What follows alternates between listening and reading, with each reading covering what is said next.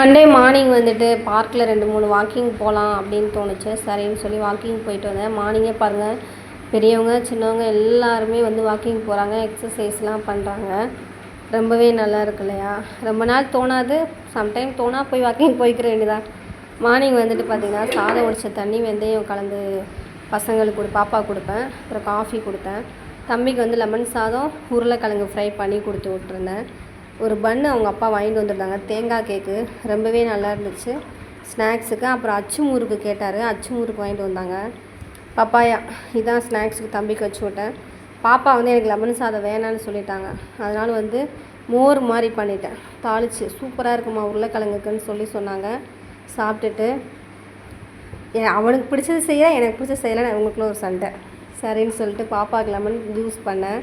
ரொம்ப சிம்பிள். லெமனை பிழிஞ்சிட வேண்டியதான், சர்க்கரை போட்டு வாட்ரு போட்டு மிக்ஸ் பண்ணிட வேண்டியதான் காலேஜுக்காக. அப்புறம் பப்பாயாவும் லெமன் ஜூஸும் தான் கொடுத்து விட்ருந்தேன். அவங்களுக்குமே போன வாரம் ஃபுல்லாக லீவு, இந்த வாரம் ஓப்பன் பண்ணிட்டாங்க. காலைல மார்னிங் எந்திரிக்கிறது தாங்க ரொம்ப சோம்பேறியாக இருக்குது. எனக்கு தான் இப்படி இருக்கா இல்லை உங்களுக்கு எப்படி இருக்கான்னு தெரில.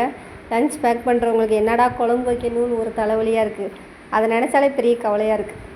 அப்படியே பாப்பா சாப்பிட்டுட்டு கிளம்பிட்டாங்க. பாய்.